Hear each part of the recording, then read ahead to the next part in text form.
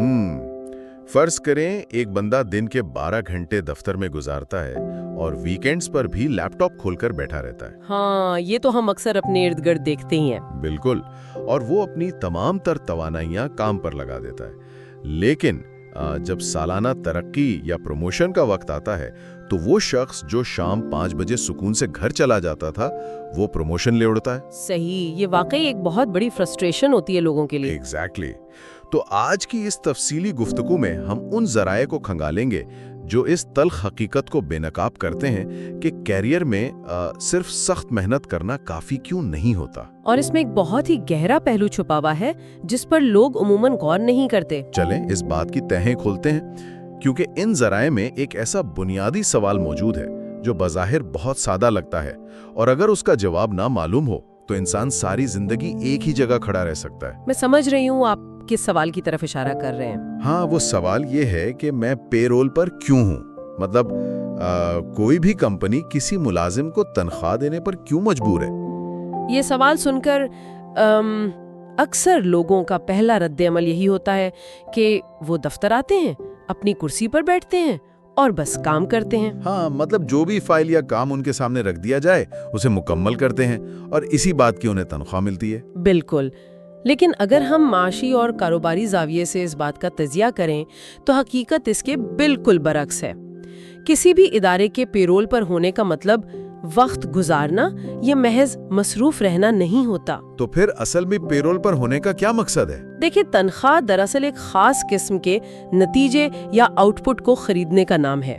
ये वो आउटपुट है जो जब कंपनी के बाकी हिस्सों के साथ मिलता है तो एक ऐसी सर्विस या प्रोडक्ट वजूद में आती है। अच्छा, जिसके लिए कोई ग्राहक अपनी जेब से पैसे निकालने को तैयार हो जाए। एग्जैक्टली। अगर किसी भी प्रोफेशनल को अपने इस हतमी नतीजे का वाज़े इल्म नहीं है तो वो चाहे जितनी मर्जी मेहनत कर ले, उसकी वो मेहनत कंपनी के लिए कोई खास अहमियत नहीं रखती। लेकिन एक मिनट, क्या ये सोच थोड़ी ज्यादा बेरहम नहीं है? मेरा मतलब है, अगर एक इंसान पूरी ईमानदारी से मेहनत कर रहा है, अपना पसीना बहा रहा है, तो क्या उसकी उस कोशिश की कोई कीमत नहीं? ये एक बहुत जायज सवाल है। कोशिश की कदर बिल्कुल होती है, लेकिन सिर्फ उस वक्त जब वो दुरुस्त सिमत में हो। मैं इसकी एक अमली मिसाल देती हूँ। जी बिल्कुल, बताएं। फर्ज करें ये बिल्कुल ऐसा है जैसे कोई शख्स ट्रेडमिल पर पूरी रफ्तार से दौड़ रहा हो। वो पसीने में शराबोर है, उसके पट्टे थक चुके हैं और वो अपनी पूरी तवानाई खर्च कर रहा है। सही। और बज़ाहिर वो बहुत मेहनत कर रहा है। बिल्कुल। लेकिन अगर उससे पूछा जाए कि उसने फासला कितना तय किया तो जवाब 0 होगा, क्योंकि ट्रेडमिल पर दौड़ने से तवानाई तो लगती है लेकिन मंजिल करीब नहीं आती। वाह, ये तो बहुत जबरदस्त मिसाल है। मतलब दफ्तर में अगर काम का रुख उस खास नतीजे की तरफ नहीं है तो वो सारी मसरूफियत सिर्फ ट्रेडमिल की दौड़ है। बिल्कुल ऐसा ही है। ज़राए इसीलिए इस बात पर जोर देते हैं कि सबसे पहले ये जानना ज़रूरी है कि वो कौन से मखसूस नताइज हैं जो किसी भी नौकरी की असल बुनियाद हैं। सही। तो यहाँ से हम ज़राए के एक और इंतहाई अहम तस्वुर की तरफ आते हैं, जिसे क्लीदी नताइज के शोबे या की रिजल्ट एरियाज मतलब KRAs कहा गया है। हाँ, KRAs का तस्वुर कॉर्पोरेट दुनिया में बहुत बुनियादी हैसियत रखता है।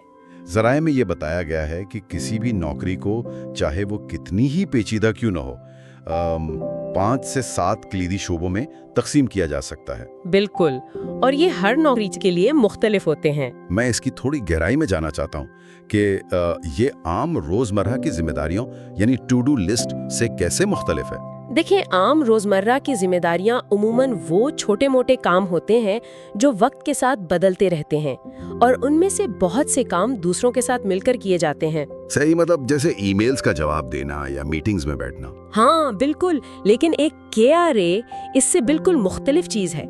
ये एक ऐसी जिम्मेदारी है जिसका कोई शख्स 100% जवाबदा होता है। अच्छा, यानी मुकम्मल ओनरशिप होती है उसकी। एग्जैक्टली। उसकी सबसे बड़ी पहचान ये है कि अगर वो मुतल्लका शख्स उस काम को अंजाम नहीं देगा तो पूरी कंपनी में कोई और उसे नहीं करेगा और वो काम वहीं रुक जाएगा। ये तो काफी भारी जिम्मेदारी लग रही है। और इसका एक और पहलू ये है कि एक शख्स के किलीदी काम का जो हतमी नतीजा होता है वो किसी दूसरे शख्स के काम के लिए खाम माल या इनपुट का काम करता है। ये एक मुकम्मल निजाम है। हाँ, जहां हर KRA एक दूसरे पर इन्हिसार करता है। इसी निज़ाम को समझाने के लिए ज़राए ने एक तशबीह इस्तेमाल की है जिसने मुझे काफ़ी सोचने पर मजबूर कर दिया। आप उस जिस्मानी अफ़ाल वाली मिसाल की बात कर रहे हैं? जी बिल्कुल।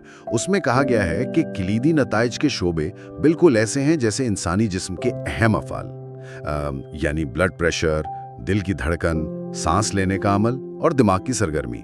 और अगर इनमें से एक भी फेल रुक जाए तो इंसान जिंदा नहीं रह सकता। हाँ, लेकिन क्या हम दफ्तरी जिंदगी में कुछ ज्यादा ही मुबालगा आराई से काम नहीं ले रहे? मतलब अगर कोई मैनेजर किसी एक चीज में थोड़ा कमजोर है तो क्या वाकई उसका कैरियर इसी तरह खत्म हो जाएगा जैसे दिल के धड़कने से जिंदगी खत्म हो जाती है? बज़ाहिर ये मुबालगा लगता है, लेकिन यहाँ हैरत अंगेज बात ये है कि अगर हम इसे किसी इदारे के काम करने के तरीके पर मुंतबिक करें तो ये हकीकत के बहुत करीब है। वो कैसे? देखिए, जिस्म के अफ़ाल की मिसाल इसलिए दी गई है क्योंकि जिस्म एक सिस्टम है और कंपनियां भी सिस्टम्स पर ही चलती हैं। सही, ये बात तो है। फर्ज करें एक मैनेजर की नौकरी के 7 KRAs हैं। वो 6 कामों में शानदार कारकर्दगी दिखाता है, लेकिन उसका एक किलीदी काम ये है कि वो अपनी टीम की माहाना कारकर्दगी की रिपोर्ट फिनांस डिपार्टमेंट को भेजे। ओह, अच्छा। और अगर वो ये ना करे? तो अगर वो ये एक काम मुसलसल नजरअंदाज करे तो फिनांस वाले तनख्वाहें नहीं बना सकेंगे, टीम में बेचैनी फैलेगी और पूरा डिपार्टमेंट मफलूज हो जाएगा। वाह, मतलब उसकी बाकी 6 शानदार खूबियां उस एक नाकामी को नहीं छुपा सकती? बिल्कुल नहीं। इसीलिए ज़राए खबरदार करते हैं कि किसी एक KRA में मुकम्मल नाकामी वाकई कैरियर के लिए मुहलिक साबित हो सकती है। और मेरे ख्याल में सबसे अहम बात यह है कि इस बात पर बॉस और मुलाजिम दोनों का मुत्तफिक होना जरूरी है कि असल KRAs हैं क्या। एग्जैक्टली। अगर मुलाजिम कुछ और सोच रहा है और बॉस किसी और चीज की तवक्को कर रहा है तो ये एक बहुत बड़ा अलमिया बन जाता है। चले इस बात को जरा प्रैक्टिकल अंदाज में देखते हैं। ज़राए ने मैनेजमेंट और सेल्स के हवाले से इन कलीदी शोबों की कुछ ठोस मिसालें दी हैं। हाँ, उन्होंने इसे बहुत अच्छे से कैटेगराइज किया है। अगर हम सिर्फ फहरिस्त पढ़ने के बजाय इसकी साइंस को समझें तो मैनेजमेंट के 7 शोबों में मंसूबाबंदी, तंजीम साजी, अमले की तकर्री, काम सौंपना यानी डेलीगेट करना शामिल है। और इसके साथ निगरानी करना, पैमाइश करना और रिपोर्टिंग भी। सही। मैं खासतौर पर इसमें डेलीगेट करने के अमल पर बात करना चाहूँगा। कोई शख्स ये सोच सकता है कि अगर वो सारा काम खुद कर ले तो ये तो अच्छी बात है ना, फिर डेलीगेशन को एक जानलेवा KRA क्यों माना जाता है?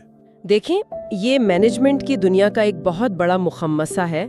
जब कोई मैनेजर दूसरों को काम सौंपने में नाकाम रहता है तो वो दरअसल खुद एक रुकावट बन जाता है, जिसे हम बॉटलनेक कहते हैं।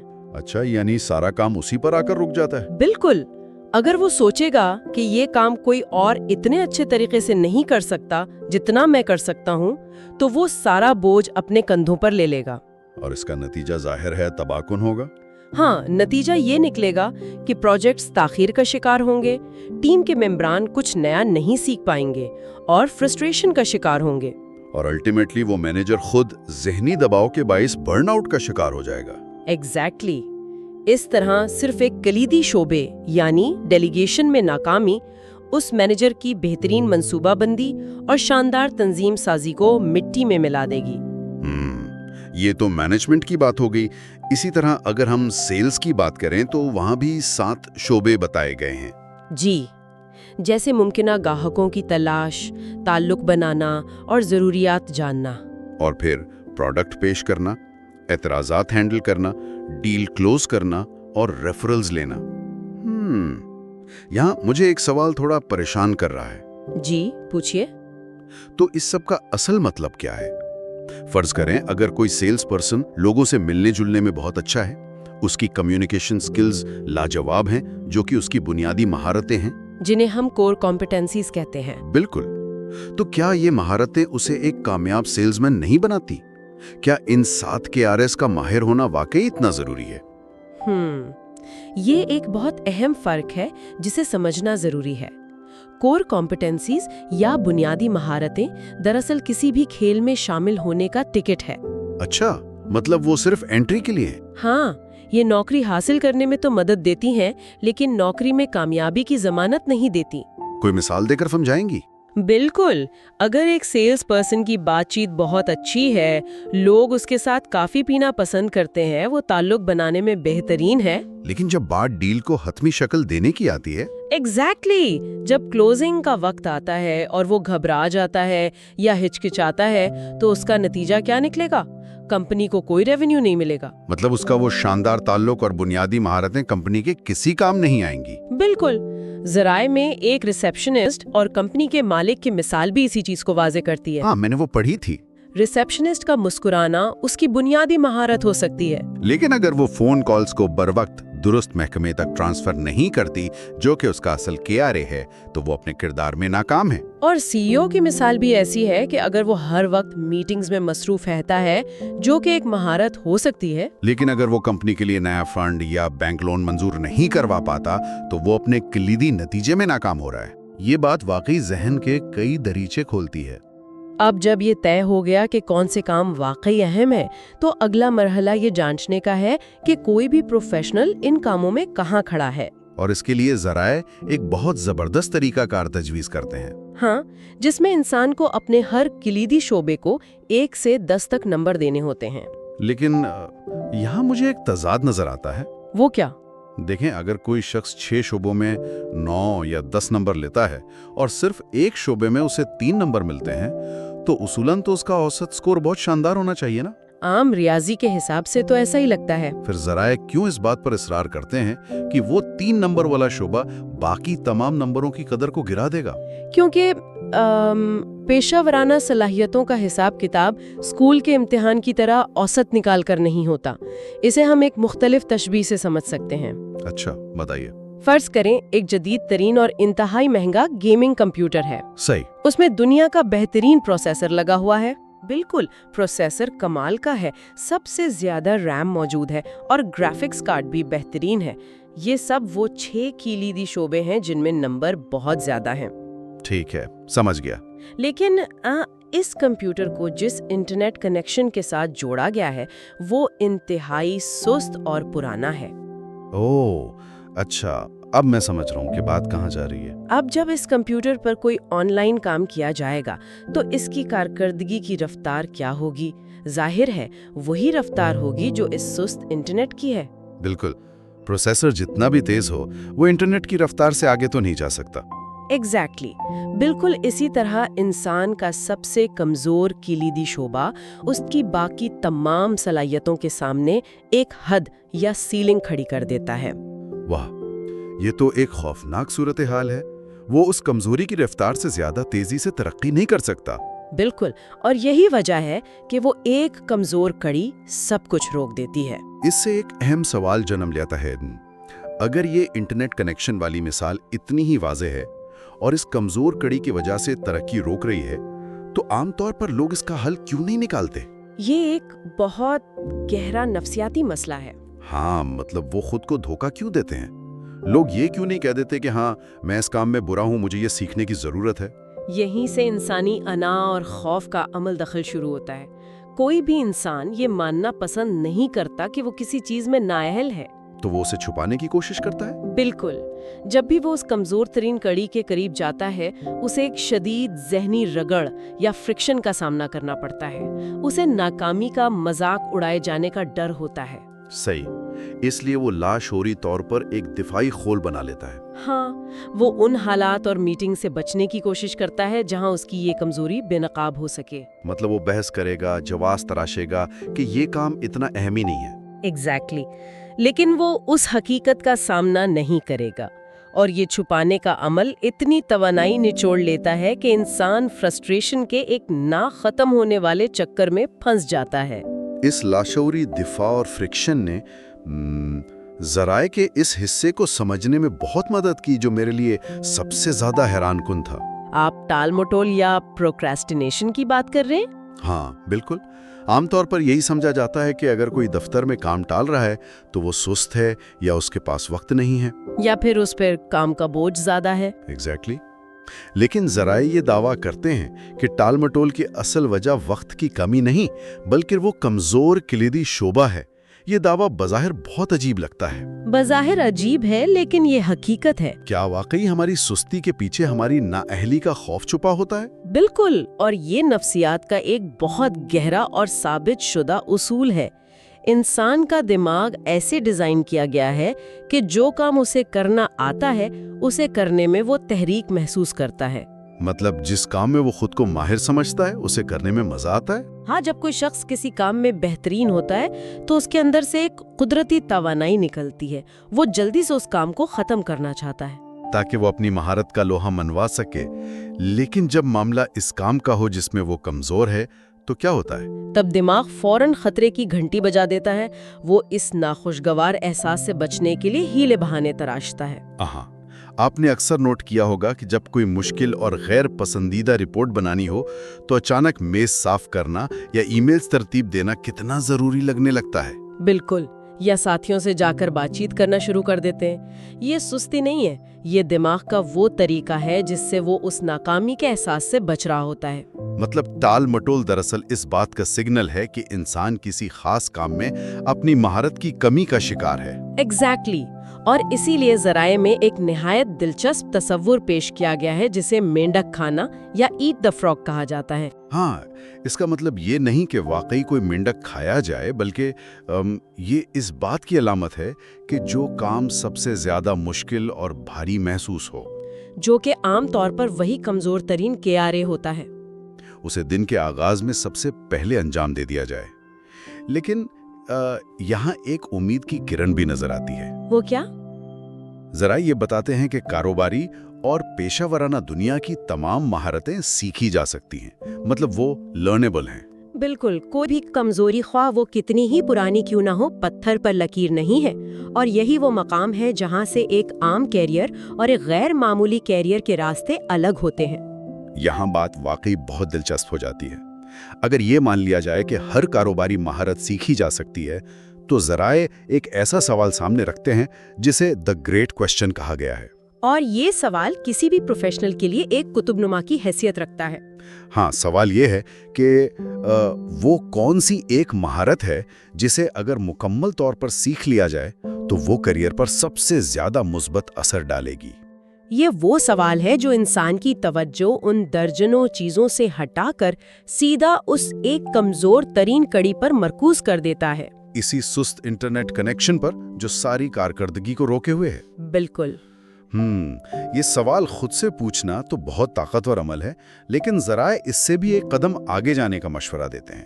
اگر ہم اسے وسیع تر تناظر میں دیکھیں تو وہ کہتے ہیں کہ انسان اکثر اپنے بارے میں بلائنڈ سپاٹس کا شکار ہوتا ہے، اس لیے یہ سوال صرف خود سے نہیں پوچھنا چاہیے۔ ہاں، بلکہ اپنے باس سے اور اپنے ساتھیوں سے پوچھنا چاہیے۔ لیکن اگر ہم عملی دفتری سیاست کی بات کریں تو کیا اپنے باس کے پاس جا کر یہ پوچھنا کہ میرے اندر کیا بڑی خامی ہے ایک طرح سے اپنی پاؤں پر کلہاڑی مارنے والی بات نہیں؟ یہ ڈر تو ہوتا ہے لوگوں کو۔ کیا اس سے باس کے ذہن میں یہ تاثر نہیں جائے گا کہ یہ شخص نااہل ہے؟ دیکھیں، یہ ایک بہت فطری خوف ہے، لیکن اس کا حقیقت سے تعلق بہت کم ہے۔ اچھا، وہ کیسے؟ دراصل جب کوئی پروفیشنل اپنی باس کے پاس جا کر یہ کہتا ہے کہ میں اپنی کارکردگی کو اگلی سطح پر لے جانا چاہتا ہوں تو یہ نااہلی کی نشانی نہیں ہے۔ تو پھر یہ کس چیز کی نشانی ہے؟ یہ انتہا درجے کی پروفیشنل میچورٹی اور خود اعتمادی کی علامت ہے۔ اس سے باس کو یہ پیغام ملتا ہے کہ یہ شخص سیکھنے اور ترقی کرنے کے لیے سنجیدہ ہے۔ صحیح۔ لیکن اس عمل میں سب سے خطرناک مرحلہ وہ ہوتا ہے جب باس یا ساتھی اس کمزوری کی نشاندہی کر دیں۔ ہاں بالکل، اس وقت انسان کے اندر فوراً دفاعی رویہ پیدا ہوتا ہے۔ وہ بہانے بنانا شروع کر دیتا ہے کہ دراصل اس وقت حالات ایسے تھے، یا یہ میری غلطی نہیں تھی۔ ذرائع سختی سے تنبیہ کرتے ہیں کہ اس تنقید کو کھلے دل سے سننا بہت ضروری ہے۔ ایگزیکٹلی، اور بغیر کسی صفائی کے اسے ایک ہدف کے طور پر قبول کرنا ہی وہ واحد راستہ ہے جو اس کمزور کڑی کو توڑ سکتا ہے۔ اس کا مطلب یہ ہوا کہ ترقی کا راستہ مزید کام کرنے سے نہیں بلکہ درست خامی کو پہچان کر اسے دور کرنے سے کھلتا ہے۔ بالکل۔ اگر ہم آج کے اس تفصیلی جائزے کے تمام نکات کو ایک لڑی میں پروئیں تو یہ بات شیشے کی طرح صاف ہو جاتی ہے کہ سب سے پہلے اپنی نوکری کے ان کلیدی نتائج کو پہچاننا ہے۔ फिर उन्हें ईमानदारी से 1 से 10 तक ग्रेड करना है। इसके बाद ये तलाश करना है कि वो कौन सा पुराना इंटरनेट कनेक्शन है जो रफ्तार को रोके हुए है। और आखिर में वो अजीम सवाल पूछकर अपनी सारी तवानाइयां उस एक महारत को सीखने पर लगा देनी है। और इस सारी बहस का निचोड़ यही है कि इन इक़दामात को महज एक बार का अमल नहीं बल्कि एक मुस्तकिल आदत बनाना जरूरी है। सही, यानी इसे रूटीन का हिस्सा बना लिया जाए। हाँ, जब कोई प्रोफेशनल मुसलसल अपनी कमजोरियों को तलाश करता है और उन्हें महारतों में बदलता चला जाता है तो तरक्की के रास्ते खुद ब खुद खुल जाते हैं। ये इस बात का भी सबूत है कि टाल मटोल कोई बीमारी नहीं बल्कि सिर्फ एक सिग्नल है। तो आज के इस तज्जिये से हमने ये सीखा कि दिन रात कोल्हू के बैल की तरह काम करने के बजाय अपनी तवज्जो उनके ROIs पर मरकूज करनी चाहिए। और अपना मेंढक सबसे पहले खा लेना चाहिए। बिल्कुल, लेकिन इस सारी बहस को समेटते हुए एक लम्हे के लिए इन दफ्तरी महारतों और टेक्निकल खामियों से हटकर सोचें। जी, जरा ये तजवीज़ करते हैं कि अपनी कमजोरियों के बारे में फीडबैक लिया जाए, लेकिन जरा इस पर गौर करें। क्या ऐसा मुमकिन है कि जो एक चीज़ तरक्की को सालों से रोके हुए है वो दरअसल कोई दफ्तरी काम या टेक्निकल सलाहियत हो ही ना? ये एक बहुत गहरी सोच है। क्या ये हो सकता है कि वो कमज़ोर खड़ी इंसान के अपने अंदर की कोई नफ्सियाती रुकावट हो, कोई अनजाना खौफ या मुस्तरद किए जाने का वो डर हो जो एक खामी का रूप धार चुका हो? सोचने की बात यह है कि किसी भी इंसान की ज़ाती ज़िंदगी का वो कौन सा पोशीदा मेंढक है जिसे निगले बगैर वो पेशावराना ज़िंदगी में कभी उरूज हासिल नहीं कर सकता।